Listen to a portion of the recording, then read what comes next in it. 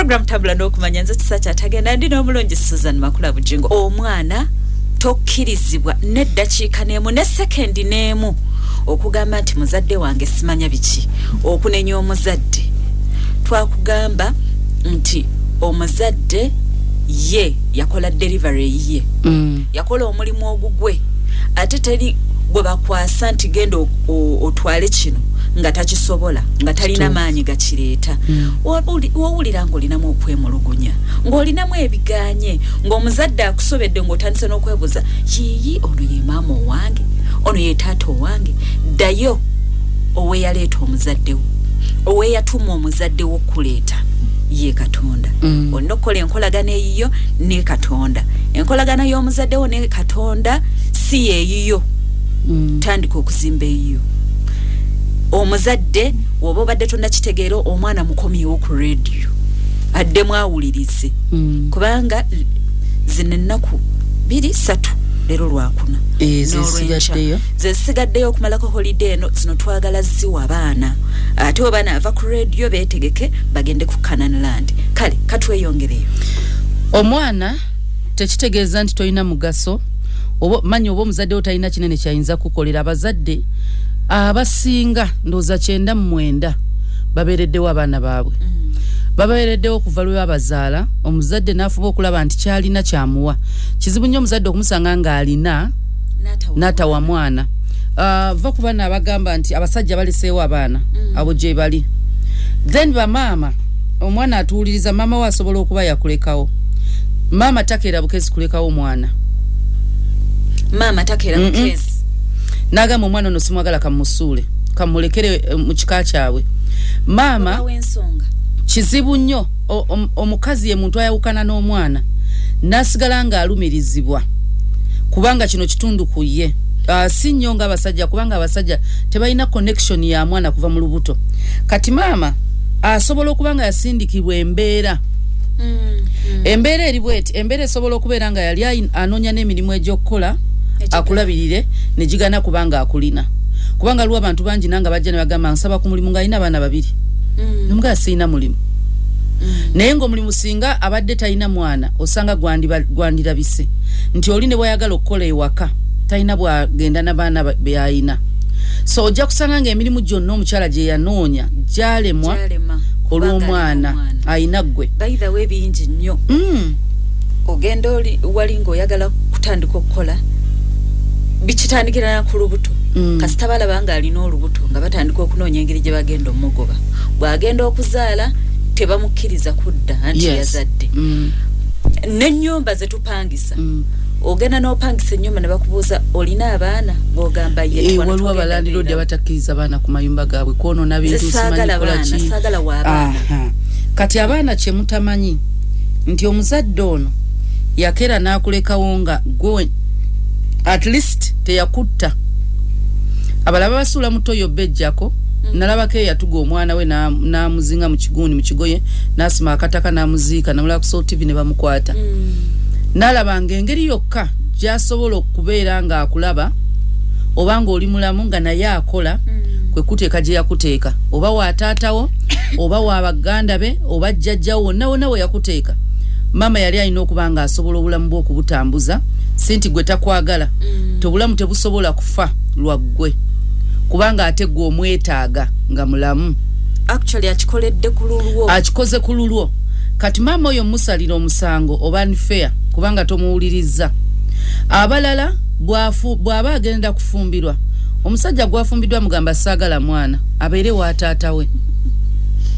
Bambi nga ayagala bbaawe kubanga byonna bwe weetooloola omusajja omukyalo naba yeetaaga mwami. Then gojja buzi nga omusajja waba akwagala mama akyebaliza Katonda. Naye mbulamu aba anoonya omwami anoonya companion anoonya omuntu gw'anaabeera naye gw'anaakaddiwa naye. Kati mu kufuna omwami agamba yeetaaga omwana omutwale waabwe. Mama agenda kukwata akuteeke waasobola takusse. Kati bwakuteeka awo ayinza okuba nga tajja na kukulambula nga mbeera ye mulemesa. Abalala muli mikono gy'abataata bammwe nga tata yagamba bw'otandekera mwana sigenda muweerera bw'otampa mwana sigenda mulabirira kati nga mama sinsa ayagala olabirirwe akuwaayo yenga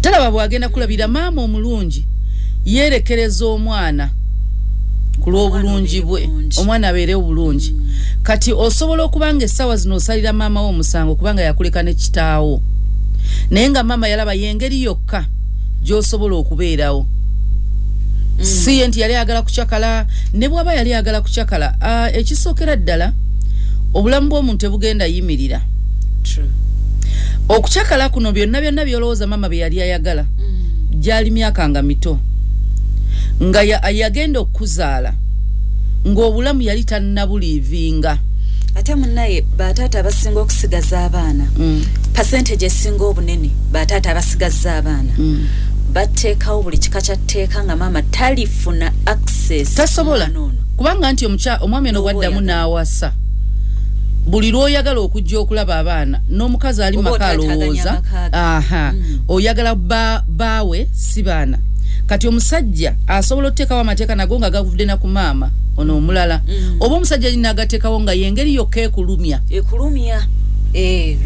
revenge so kati omwana atuwuliriza omuzadde we ayinza okuba teyakuza tabadde naawe naye buli lw'obeera ng'okyali mulamu katonda aba akuwadde omukisa oluzimbe enkolagana naye onoonye omukisa gwe kasitaba nga omuzadde we akyali mulamu so enkolagana eno ne bazadde bo ebadde teriiwo ayinza n'okuba nga abaddewo naye nga ogamba yannyiiza kati bwe twogerera ku levo nti muntu naawe oli muntu teri muntu atanyiiza fenna twenyiiza ekituleetera okunyiiga tulina bye tusuubira mu bantu ne batabikola kati gwe expectations ezaleeta nnyo okukunyiiza oba taatawo naye since oli mwana saagala kozesa kigambo ky'abazadde kiba kikolimo naye ffe kiba kikolimo mu ngeri omuzadde bw'agamba nti kasita naawe oli mukazi kasita naawe olizaala in other words kyokola ayagala bakikole maybe onootegeera ng'oli mu position ey'obuzadde naye omuzadde ono ebisinga tagenda bikunnyonnyola tetunnyonnyola abaana lwaki twalekawo bakitaabwe omuzadde atandikirewa kati gwogenda kuba n'obusungu naye maama alina ebintu byatakugamba nga protectinga innocence yo osigale ng'okyalowooleza bulungi kitaawo osigale nga maama wo okyamulowoozaako bulungi ng'okyamulaba mu kifaananyi ekyo ekyokubeera maama wo kubanga bo ayinza okuba alina kye yamukola naye yakikola bbaawe era yakikola mukazi we gwe omwana toliiwaawo kati omuzadde wa protectinga tagamba naye gw'ogamba naye maama nnyonnyola lwaki walekawo taata ekisooka okyali muto maama we asobola kukubuulira ng'ofumbiddwa bw'oba osoma okyali muto naye oli mutuufu okwagala okumanya naye maama wo musseemu ekitiibwa ne taata wo musseemu ekitiibwa n'ebintu ebimu by'oli mu kulwana mbu oyagala okumanya do you have the mental capacity and mental maturity to handle ebintu ebimu ensonga lwaki tonnaba bimanya is because tonnafuna maanyi ago n'ambavu kubimanya tojja bitegeera tosobola era nabitegeera ne babikubuulira omuzadde yenna ategeera tajja kukubuulira so kyewandikoze wandivudde wakati wa maama ne taatawo okwagala okumanya ebyabawula bantu bakulu era bwe bandiyagadde okugamba bandigambye kati ate singa osangibwa nga abazadde bakugamba ng'okyali muto ng'oli confused bali baali babiri era bo ng'omwami n'omukyala tebasobola beera bombi naye ggwe osobola obeera na bombi taata wo muwekitiibwa ne maama wo muwekitiibwa byonna bye beekola tebikwatako bwe baba bakikola ggwe okyalina obusungu tusaba mukama akuwonye naye oddemu ozimba enkolagana n'abazadde bo naye abazadde bye beekola omu n'akukyayisa omulala oba taata oba yakukyaya maama maama yakukyawa taata toli mu position esala musango maama yakugamba mu busungu ne taata yakugamba mu busungu ng'anyiize obusungu n'abumalira kugwe kubanga ayita alina gwakigamba kati gwe biveemu weetaaga omukisa gw'abazadde bombi era Katonda teyakola nsobi mu kubanga abo ababiri boolabanga abasiru oba baki be yalonda so kati omwana lwana ozimba enkolagana ne bazadde bo nawe already abalina ng'obeera nabo enkolagana oyo si yakubeera mu nnyumba yaabwe nti nze mbeera nabo ate neetaaga kukola ki ekirala toyina kuba roommate nabo oba housemate nti mubeera mu nnyumba emu nedda laga ebintu ebiraga nti obaagala kola ebintu ebiraga nti obaagala ebisookerwako kwe kukyogera gamba muzaddewo nti nkwagala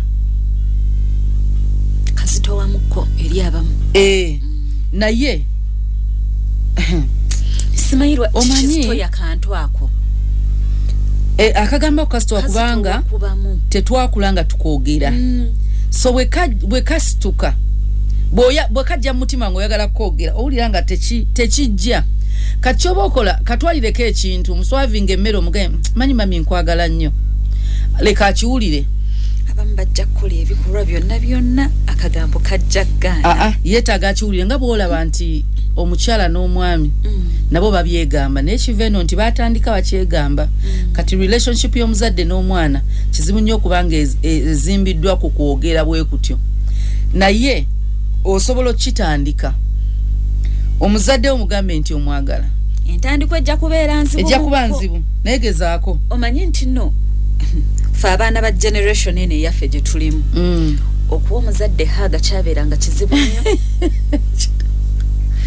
kati olaba haaga kyabeeranga kizibu nnyo kati I love you naye lwana kati abakyanguyirwa mu kyogere oyinza okubanga n'essaawa zino betwogera nabo nga naawe olina mukulu otuwuliriza bazadde bo gye bali nga mukubi omugambe mami oli otya daddi oli otya nkwagala nnyo leka akiwulire ekyokubiri ejja kusooka akiwulira awaawale n'amatu ekyokubiri kwe kusiima appreciate buli mwana atuwuliriza otegeera olina emyaka kitegeeza oli mukulu siima omuzadde omulage nti byakola obiraba you recognize the efforts n'omugamba nti webale kumpeerera okimanyi kusomera lali abaana batamalayo fees abaana ababagobye mami okoze buli kimu yes sente ziyinza okuba zibuze taata okoze buli kimu school fees tetunazimalayo ziyinza n'okuba zibuze nga togenda kuddayo ttaamu eno naye tunuulira emabega byazza kukolera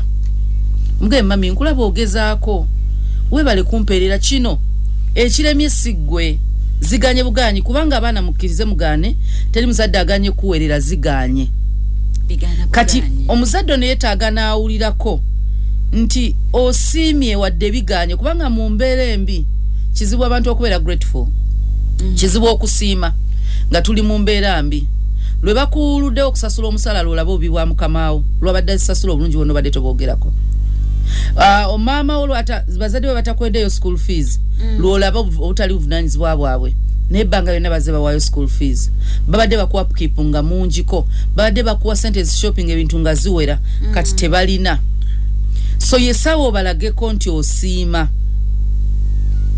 oba sente bazikuwadde byonna biyinza n'okuba byonna babikuwadde oddayo gwe ku ssomero basiime kubanga si buli muzadde nti akikoze wali abatakikola sinti tebasobola tebajja kikola era tebaagala kikola ng'owa muzadde wo kimanyi alina ssente alina obusobozi n'okanya kuba masimu n'ogenda nayo naggoba so omuzadde taata wo bw'aba akyayimiridde siima kitaawo maama wo bw'aba akyayimiridde mu kkuwa ekintu musiime yengeri yokka gy'omulaga nti orecognizinze amaanyi ge byakola byakolerawo bisiima kati omwana okuzimba enkolagana n'omuzadde ogenda kusiima engeri endala eraga nti osiima kwe kubanga tokola byaggaana engeri gy'olaga nti amaanyi ge ogassaamu ekitiibwa ne ssente zo zissaamu ekitiibwa genda kusomera osome amagezi galekere mukama gamusabe naye gwe beera kusomero genda okola ekyakutwala kusomera eyo tugendayo okusoma ne tugenda n'okukola emikwano naye obudde bw'emikwano bubeere mu free time yo waliwo obudde nga bwakusoma byolina okukola bya kusoma olina okubeera mu class prep time olina okuba mu preps ne mulina ofuna ka break time ku ssomero kyovula baba ka break time you take a break, that's your free time. Mulina lunch break eyo ye free time yo beera ne mikwano gyo era yiga okukuuma emikwano mu ssomero bw'oba okola emikwano tokolanga mikwano egiri best ku financial status yaabwe kola emikwano egirina embala ennungi lwaki nti ekintu kye bayita ssente bakikola ekintu ekiyitibwa omukisa Katonda yamanyirwa ggulu olunaku lw'omuntu gwe yateekako omukisa kati ono gw'oyinza olaba nti ansagala kolagana n'abo baavu bannange ebiki baavu banno enkya yaabwe togimanyi naye ate be balina omutima omulungi n'abagagga gye bali balina omutima omulungi so bulonda abantu okusinziira ku mutima gwe omuntu oyo akwagala naye munaafuluma essomero asigala akunoonya tonoonya muntu kolagana n'abantu bonna nti akuyambako ku maxi o grades zo zeeyongereko subject gy'obadde tomanyi ajja kuyambako naye kolayo emikwano ng'olunaku lwo lwa graduation osobola okubayoko n'emikwano abamu emikwano kati nga ffe njakoma mu ssomero by the way nali simanyi kola mikwano so sina muntu gwe nakwana abeere mukwano gwange ndabakoma mu ssomero toli wekkanno sijjukira muntu gwe nakwana abeere mukwano gwange abasinga be bankwana mbeere mukwano gwabwe yeah kubanga nze nali musirise nnyo nali seewa nnyo bantu kati ng'oli yajja nagamba oli bulungi biki jja tugende ku canteen ne mutandikira awo sina relationship gye natandika mu ssomero so kyali kyangu obbaleka true gyotatandise kyangu nnyo gita era connection yaliwo kondoza aliwo omuwala bamuyita Julie twali ne mwechesi ekatikamu oyo twayogera even after school ne ku university nga twogera so nti twaconnectinga wadde yafuka ye yali mukwano gwange ne tuconnectinga naye kisobola okubaawo mu ssomero naye mu ssomero number 1 kyosookeddwa okusindikiwayo kusoma it is called a school yes ogenda soma academics ogenda nakuyiga okubeera n'abantu tetukusuubira kuva mu ssomero nga tosobola kubeera n'abantu mu mpisa mu neeyisa nayo ebyo wagenzi nabyo bisome kubanga it's a community ey'abantu abangi abava mu family ez'enjawulo backgrounds zanjawulo kati tukusuubira bw'ofuluma ssomero senior 6 bw'ofuluma olina okubanga buli kitongole osobola okikolamu buli character gy'onoosanga ku mulimu osobola okubeera nayo kubanga wabeera nazo kuva mu primary noyingira O level noyingira HSC kyogamba tomanyiranga nti wali abatakwagala era tebakwagala tokimanyiranga nti bagenda kulwana tokimanyi waliwo ebintu ebimu nga mu ssomero gye wali olina obiyigira kizibu okusanga mu ssomero nga abaana bonna bakwagala era ojasangamu abaana batakukkiririzaamu kati abo bakuyigiriza society n'endala gy'ogenda okugendamu prepare yourself ng'okyali mu ssomero nti bano bonna zino embeera z'endaba ze ziri ebweru era lwaki ze ziri ebweru beebo b'osoma nabo b'ogenda ofuluma nabo be bagenda okuba ba age mates bo ba workmates bo so ogenda kusoma enneeyisa empisa ogenda soma abantu ng'oli mu ssomero naye ekisookera ddala priority yakutwesaayo academics twagala academic knowledge twagala ng'abazadde ofulume nga by'osomye bigenda kuyambako okutuukiriza ekirooto kyo ekya career yo academic career yo nti njagala kubeera lawyer seno yonna classes z'olimu oli mu kuzimba kutuuka wali omuntu azimba ennyumba nga kalina atandikira ku musingi okumanya nti kalina kalina omusingi gwayo tegubanga gwa nnyumba eya level so kati eno gy'otandikira wansi ku senior 1 ononya grades za lawyer era bwe kiba kisoboka wewula omuzadde funa points 2 HSC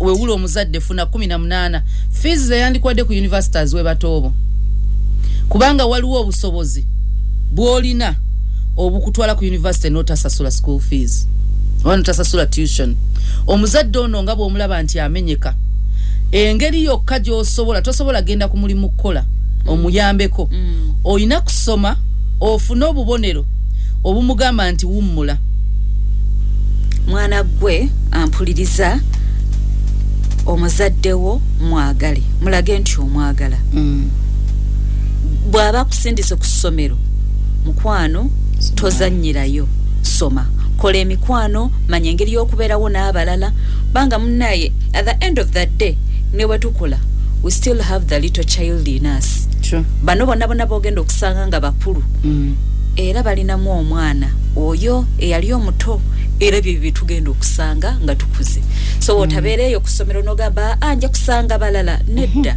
baana banno bennyini abakuzeekuzeemu abafuusa abanene abawanvu omwana omuzadde w'omwagala mugambe ko I love you daddy I love you mommy byosobola okumugamba ekiseera kino kyoba olimu ng'oli mwana muto waliwo byotasobola kukola tetukusuubira muwa bintu byotasobola naye waliwo Katonda byatadde mu buyinza bwo kati ng'okyali muto ti wadde holiday wedde ebintu ebisinga bye tulowooza giba kukola mirimu naye omuzadde ekintu kyasinga okwagala kwe kumuweesa ekitiibwa emirimu oyinza n'obutagikola ewaka naye gy'ogenze ku ssomero tayagala bamuyite nti walwanye tayagala bamuyite nti oli mu relationships nze waliwo essomero lye bampitiramuko abawala nga beekubidde mutabani wange sisita twakyogera nako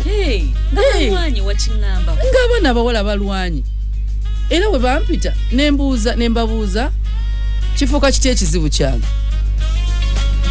muyite abazadde baba abaana abawala omulezi nagamba mami abo abaana omu ndi mu kirasi ali mu kirasi emu nange oyo ali mu kirasi ya wansi ku nze naye mmumanyi we mmumanyidde kubanga alinawo kazini we mu ssomero mutabani wange alina kazini mu ssomero naye muwala kati oyo omuwala atambula n'ono so oluusi bwamusanga amubuuza naye omwana adda mu ddoomu n'abalaga twogera n'okwogera yambuuza nako even gave me a hug he says hi anga amanyino bwamusanga compound amanyino n'omuwa ebintu sente namugazi ntwalireko gundi n'agamba relationship yange naye weeri olaba mpadde ne sente kati abaana abawala nga balwanye ku ssomero nga balwande n'omulenzi atabakwanangako ebyo mu ssomero abaana babikola so kati gwe omwana atuwuliriza omuzaddewo ekitiibwa ky'omuweesa gwe mukwano gw'omulaze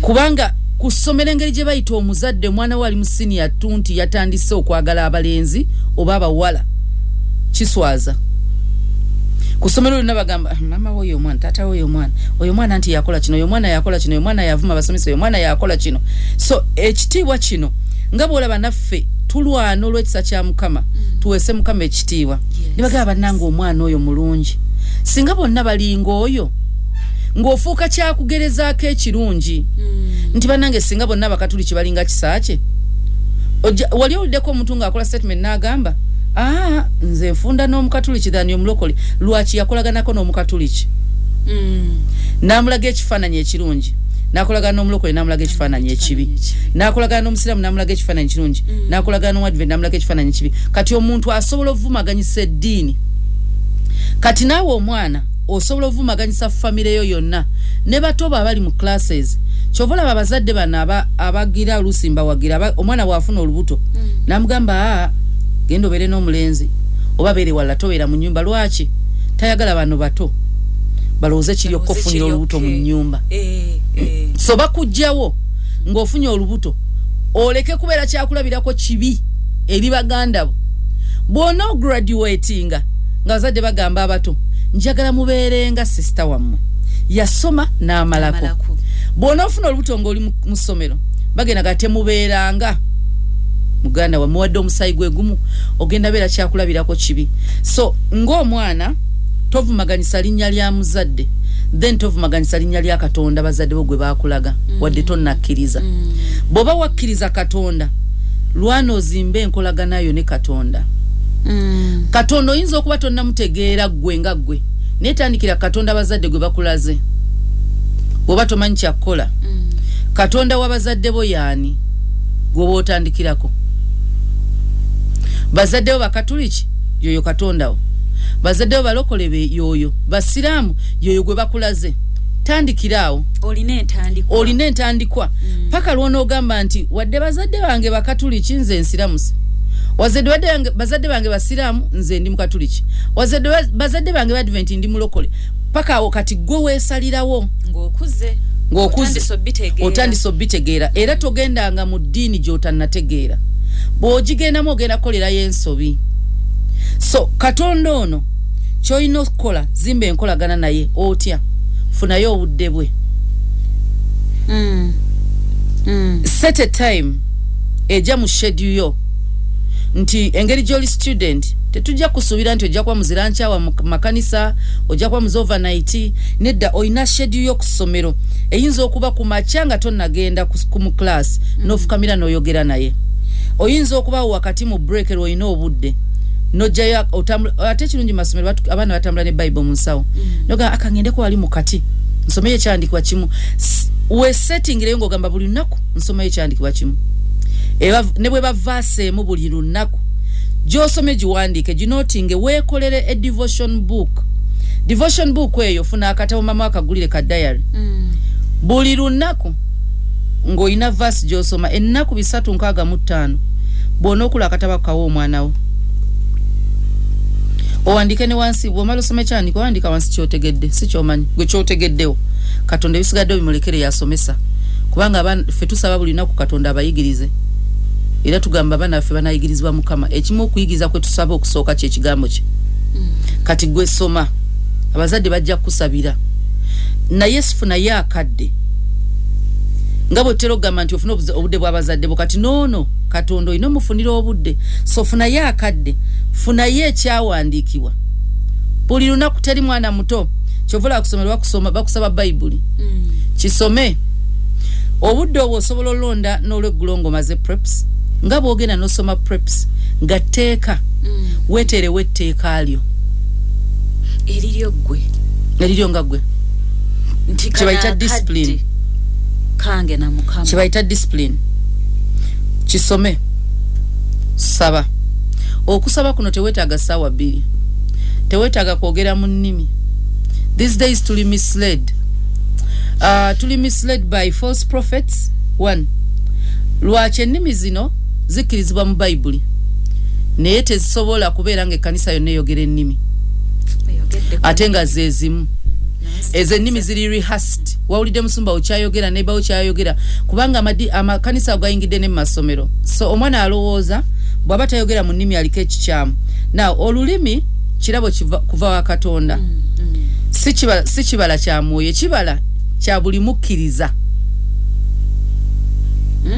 ekibala kya buli mukkiriza buli nsiga esimbibwa omuti bwe gukula gubala buli mukkiriza ng'olina ensigo ya Kristo mu ggwe ojja kubala those are the fruits of the Holy Spirit bye bayita ebirabo akigaba yasalawo gwakiwa ayina kyawooli kirana kiwooli tusobola okuba mu nnyumba emu omu n'amuwa okulaba ze tuyita prophecy ng'alaba ebintu n'agamba kale ekyo nakiroota kale ekyo nga katonda yamuwa ekirabo ekyo nina omuntu gwe mmanyi ng'alina ekyo ekirabo alaba so nga omanyi nakuloose buli kyendoota kitera kuba buli kyendoota kibaawo it's a gift nalaba nga bakupromote nze nakuloota ng'olwadde kyokka bankubidde ejjo ne baŋŋamba olwadde ekyo kirabo katonda agaba ekirabo ekyawula emyo discerning spirit omuntu ng'akimanyi nagamba naye kisa kyo omuntu gwekolagana naye mukyamu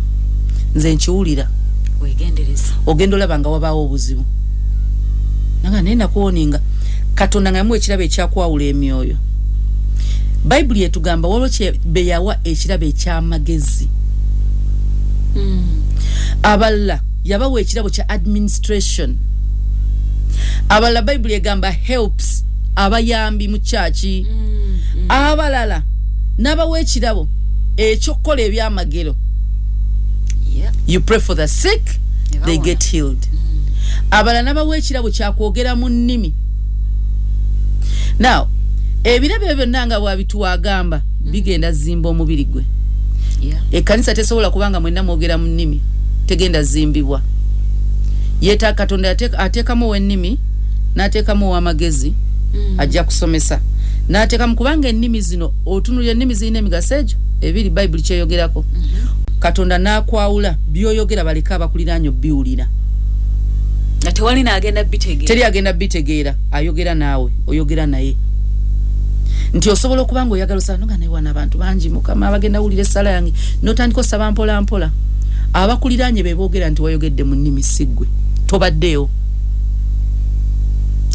Osobola okuzoogera n'otamanya kumanya nti nayogedde mu nnimi. Yes. Olwo lulimi olumu.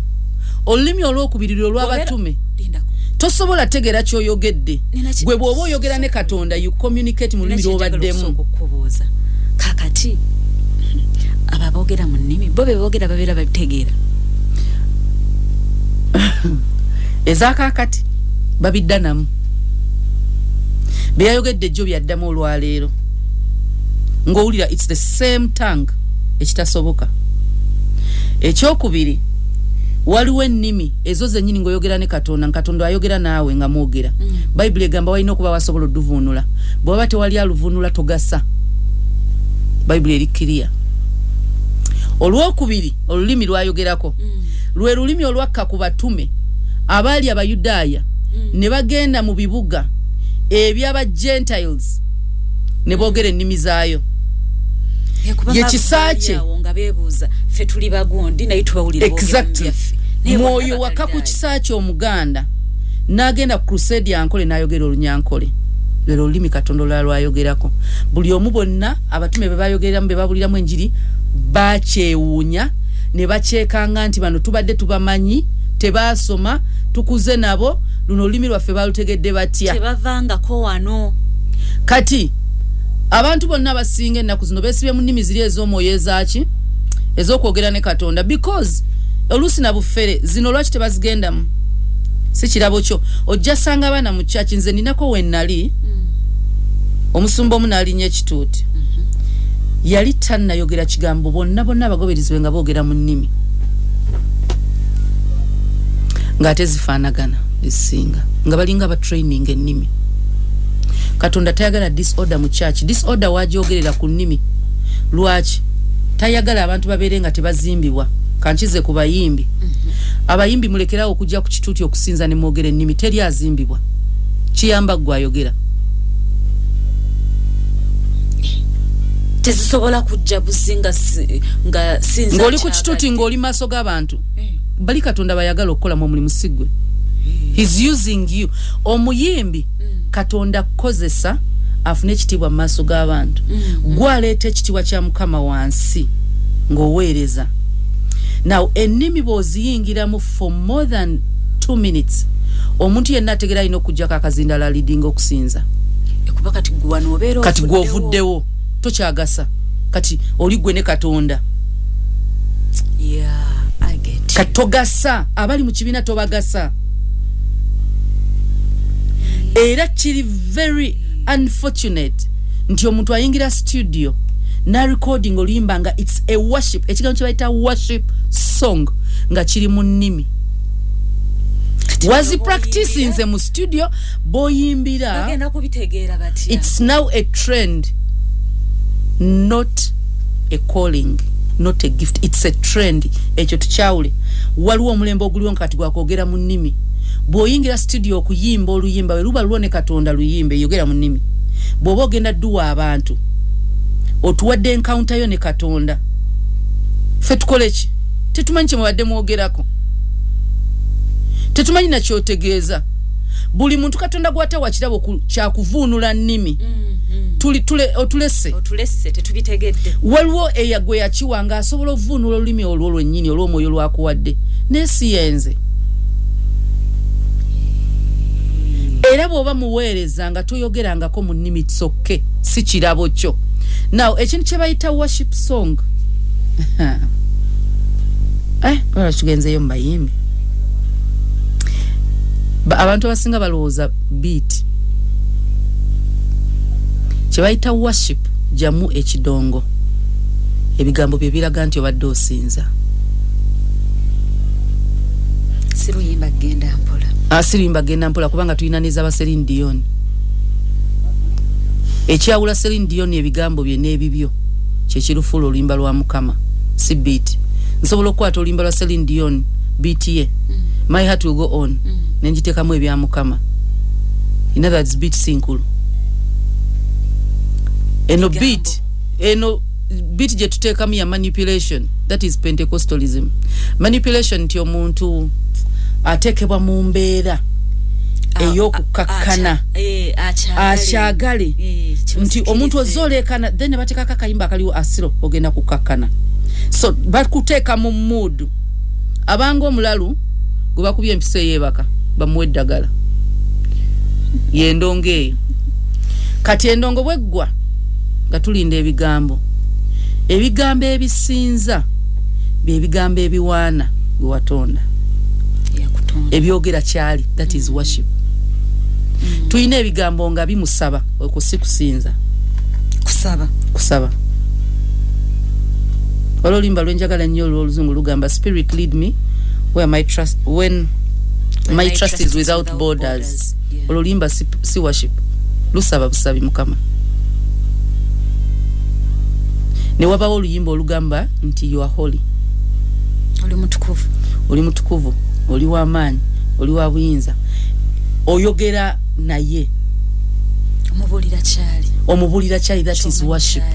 Now worship ey'omuntu kyovola ba worship y'omuntu eri bweti. Kisachi oli mwala mulungi, olina amaaso amalungi, oli wa kisa, oli onyirira. Bakusi like kyovola ba okusinza. Tayagala tuwane kintu kiralanga bwe tumuwana. So that is worship. Ne tudda ku praise byakoze. Okoze ebikulu Mukama. Okola bikulu. Okola binene. Owonyeza abalwadde. Otambuza abalema. Oli mu kumutendereza. Omuntu gwe batendereza bayogera byakoze. Kati ewa tugenzeyo na tutyeyo omwana kufuna akadde akokusaba Mukama. Nti kano kange na Katonda wange Mukama Katonda buli muntu amweraga.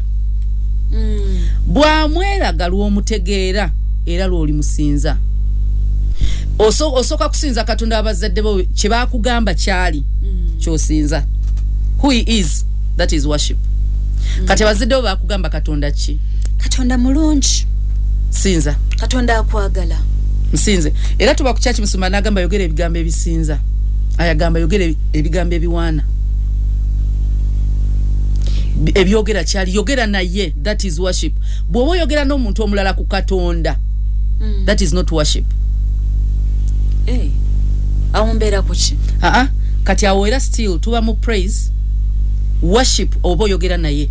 Bwe mba nkubulira Katonda, nkubulira byakola. Praise. Mukubulirako ne mutendereza maaso go. Byanjawulo. Bwe mba mbulira omuntu eringa evangelism. It is personal, you and him. Praise nsobola n'okugamba omulala.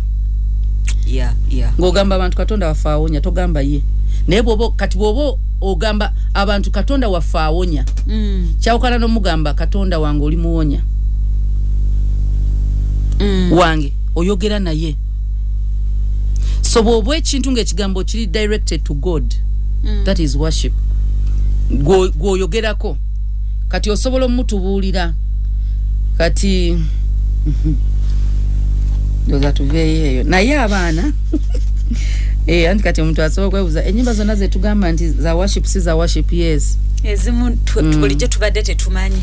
Si za worship. So bw'oba ogamba njagala kusinza Mukama mu nnyimba, genda mu Bible noonya ebigambo byonna bye baayogera oba by'omumanyiiko byonna. Nti byonna bye yakola bifule worship song. Obikyusa engeri gy'oyogeramu. Kati mu kifo ky'okugamba abantu ogamba ye. Mu kifo ky'okugamba kisaache okimanyi Katonda akuba ekkubo mugambe God you maker. You are. Oyogera naye obanga mugamba attention please. Kino okikola. Yogera naye. Kino nkimanyi okikola nalaba wano ngo wakikola. Oyogera naye. oteme kuba watali kubo kino omwana abadde tamanyi nti no you can worship God osinza osobola okusinza si kuyimba naye okuyimba basinza abayimbi basinza Katonda mu nnyimba gosobola musinza mu bigambo byo so nga bogambye nti oliwa Katonda oli wa buyinza nsobola okugamba Katonda wa buyinza nga ngamba bantu naye bwe mba ngamba ye mugambo oli wa buyinza. He deserves our worship kubanga he is nature ye etuletera omusinza kwagala utayagala gwe nonya kyali ekyo kimugambe teri muntu atayagala mugamba kyali tsachagala gamenti oli mulungi sacho ina smile sacho ina kino kasita kiberanga kirungi bero bagamba kyoli nga kibi mukwano so kyoli kyawukana ne kyokoze obulungi bwo osobola okubanga oli mulungi naye nga okola bibi. Yeah. So you don't deserve any praise. But you can be worshipped by someone who appreciates your nature. Your nature, yes. Wadde okoze ebibi. Omuntu osobola okukola ebibi ne baganda bonna okutendezea. Kubanga okutendeza kuva mirimu gyo. Tete kigana muntu kuvuga obulungi bwo tebuvaawo. Bakutabukira ne bajja ne batandika okusomera. Nga bibogera byonna bibi. Gana yibanaye. Nga bolaba nti Katonda ne bwaba takoze asigala mulungi. Yes. Tosobola gamba sigenda musinza kubanga ane doli wa dembo okubanga tomugambye kye yakoze naye okumusinza chobola tugamba he deserves kimugwana tusaanidde kiteekeddwa he deserves omuntu gwe bagamba akigwanira tekiriiko kintu kyonna kya kunoonya nti teyakoze kino teyakoze akigwanira it's obvious tulina okumusinza so omwana olina okusinza Katonda lwaki kubanga mulungi ye mutonzi wo era akwagala gwe wadde tonna mutegeera tekitegeeza nti takwagala omwana abeera mu lubuto nga tannategeera nnyina naye nga maama amwagala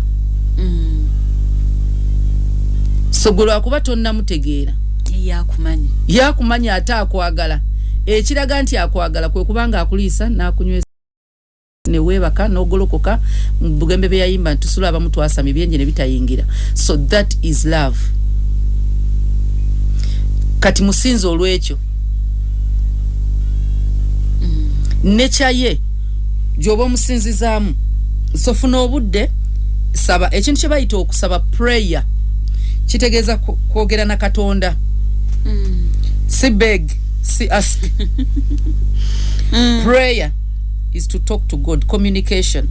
So mu communication bobo yogera ne Katonda osobola ogendayo ng'omusinza osobola okumwebaza osobola n'okumusaba byonna biri muli so mukubanga tumusaba kyovola bwe tutandika kanisa bwe nayingira house of prayer ekintu ekimu kye nali simanyiridde kwogera kwe kwebaza Mukama esawa namba kati Mukama mwebaze eki nonga ne yanze obulamu nosoka nononya waawe ekirala pastor nga oza mwebaze kati Lucy nagamba mwebaze olw'okuba nti watuuse ne wano nofuna ye ekirala nogayi Mukama we bali kuntuusa wano nagamba mwebaze kubanga oluguudo lwoyiseeko kuliko abafiiriddeko Mukama kituufu mwe nasanze n'akabenje bo batuliidinga kati nti okwebaza okwo tetwakumanyiira mu butonde kyovula n'okwebaza omuzadde si kyangu kati okwebaza gende wa Mukama omwebaze nti oli mulamu omwana mwebaze Mukama nti osoma n'okusoma abamu tebasoma temukitekinga for granted nti era mbadde nina okubeera ku ssomero nedda abamu tebaliiwo webaze ne Mukama nti okyali ku ssomero nga n'abazadde bo balamu okyakola ne ku kyejo waliwo abaana nga tebalina option teri kyejo ngenda kugendawa ampeera bwana alekeraawo gwena nekyejo ekigamba olwairo seewulira ng'agenda ayagala kusoma bamami olwairo sikiwulira olwairo kati olaba kati nabadde ngenda nakusaba 15,000 kati ompadde 10,000 nze tezigenda kummala wali atalina option oba bamuwadde batebamuwadde agenda kubeera ku ssomero so you have a reason to be grateful and thankful webaze Mukama Katonda nti oli kyoli olina ekika ky'abazadde bwe bati abafa nayo bambi omuzadde najja ku ssomero ne yawolerezana bannange mutuweeyo wiiki nja kuba nsasula ebyo byonna tabikola lwa kintu kirala okuggyako omukwano gwakulinako nagwe okubeera ng'ofuna future ennungi so naye webaze Katonda nebera consistent mu kusabako ne mu kubanga okolagana n'abazadde bo. So ekirala to complicating abulamu bw'abazadde bo balina ebizibu ebibamala. Don't become another problem. Omwana abazadde tebetaaga kuva ku mirimu gyabwe kujja kwoza misango. Abaana tebetaaga kuba ng'ebizibu by'omuzadde waka sente ezibula igwazibba. Ofaachi naye. Ng'omuzadde agenda tuuka nga Katonda bwe yagamba nejjusa yakyogerera ku Sawulo. Nawulirako omuzadde omu ng'agamba singa saakuzaalira waka nandigambye baakunsiba. Mwana gwe. Don't become a problem to your parent. Tugambye love your parent. Sobola omuzadde omugambako daddy I love you, mommy I love you. Wuliriza muzadde wo, obey your parent. Muwulirize mugondere. Muzadde wo musiime. Si buli mwana nti afunye byofunye. Omuzadde wo muwese ekitiibwa. Muwese ekitiibwa. Akasinga obukulu kenjagala you may take home ebirala n'oba obyerabidde. Create time for God. Scheduling. Yeah. Ebere must. Bano babera nga mugenze mweyo bagita second break. Gwe sigala kawo mu class osome ku Bible. Osabeko. Okusaba tekwetaaga kubeera nti no genda kusabanga gundi oba kusabanga gundi. No. This relationship is personal. You and your God. Akatalekeka. Not every problem is a test from God. Some problems are from the choices you make. Kati omwana sagala oddawo olowooze nti bino ebizibu Mukama ndowooza ali mukungezesa sooka weerowooze. Was it your choice? Oba ddala Mukama yaleeta kubanga ekintu kyonna Mukama kyaleese nga test tekiri mu mukono gwo. Ekirimu omukono gwo ezo the choice they were making. I'll give you an example of Job. Ebizibu byonna byatuka ku Job teyalina mu mukono. Naye okimanyi Yona ekyamutukako yali adduka. Mwana gwe. Ekyennyanja ne kimumira. Olubuto lwofunira mu ssomero si kigezo kuva wa Katonda. You made a choice. Eyo problem gy'ofunye leero. Si zonna zonna nti ziva wa Katonda. Some are consequences of what you've done.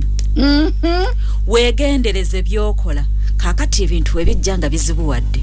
Is it a consequence? Or a test?